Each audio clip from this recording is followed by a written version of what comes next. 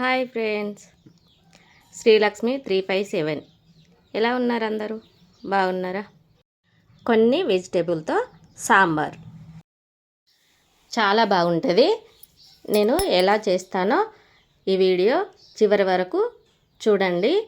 మీరు కూడా ట్రై చేయండి. చాలా అంటే చాలా టేస్టీగా ఉంటుంది సాంబారు. ఇది ఎలా చేసుడో చూద్దామా? మరి లేట్ ఎందుకు, రండి. ముందుగా ఒక కప్పు కందిపప్పు తీసుకొని 2 సార్లు కడిగి మళ్ళీ కొన్ని వాటర్ పోసి ఉడకబెట్టుకోవాలి. కందిపప్పు ఉడికేలోపు ఈ కూరగాయలన్నీ క్లీన్ చేసి కట్ చేసి పెట్టుకోవాలి. చూడండి, నేను అన్నీ క్లీన్ చేసి కట్ చేసి పెట్టుకున్నా.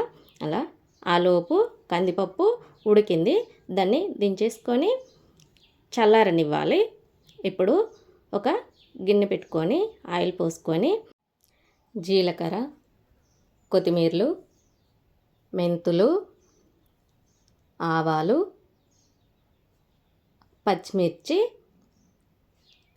ఉల్లిపాయలు నేను దొడ్డే కట్ చేసుకున్నా, సన్నగా కట్ చేయలేదు. సాంబార్లకు సన్నగా కట్ చేస్తే బాగుండదు.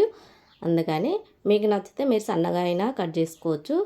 కల్యమాకు, పసుపు వేసి కాస్త గోలనివ్వాలి. అక్క ముక్క దంచుకున్న ఎల్లిపాయ పేస్టు, బండ పువ్వు అయితే వేయాలి. మీకు ఇష్టం లేకపోతే వేయొద్దు, కానీ చాలా బాగుంటుంది. బెండకాయలు, క్యారెట్, ఆలు, సూరకాయ వేసి బాగా గోలనివ్వాలి. బాగా కలిపి పచ్చివాసన పోయేదాకా. ఇప్పుడు మునిగకాయలు వేసుకోవాలి. వంకాయలు, టమాటా వేసి ఒక నిమిషం పాటు ఉడకనివ్వాలి. అది కాస్త ఉడికేలోపు కందిపప్పు చల్లారింది. ఇప్పుడు మిక్సీ గిన్నె తీసుకొని అది మెత్తగా గ్రైండ్ చేసుకోవాలి. చూడండి, ఇలా నేను చూపించే విధంగా గ్రైండ్ చేసుకోవాలి. ఇప్పుడు ఒకసారి కలిపి మనం ఉడకబెట్టుకున్న కందిపప్పు పేస్ట్ అందులో వేసుకోవాలి. వేసుకొని అంతా బాగా కలిసేటట్టు కలుపుకోవాలి. ఇప్పుడు ఒక టేబుల్ స్పూన్ కారం, తగినంత ఉప్పు వేసుకోవాలి. ఇది ఒకసారి బాగా కలిపి ఇప్పుడు చింతపండు రసం పోసుకోవాలి. ఇప్పుడు అది ఒకసారి కలిపి కొన్ని వాటర్ పడితే కొన్ని పోసుకోవాలి. ఒక గ్లాసేడు వాటరు పోసుకున్నా నేనైతే.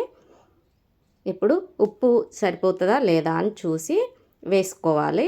నాకైతే కొంచెం పడుతుంది, అందుకనే ఉప్పు మళ్ళీ వేసుకున్నా. మూత పెట్టి ఉడకనివ్వాలి. కందిపప్పు కదా, పొంగుతుంది. జాగ్రత్తగా చూసుకుంటూ ఉడకనివ్వాలి. ఇప్పుడు కళ్యామాకు రెబ్బలు వేసుకోవాలి.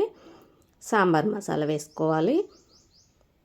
అది ఒకసారి కలిపి మళ్ళీ ఇంకాస్త ఉడకనివ్వాలి. మంట కాస్త ఎక్కువ పెట్టి ఉడకనివ్వాలి. అది బాగా ఉడికితేనే చాలా బాగుంటుంది.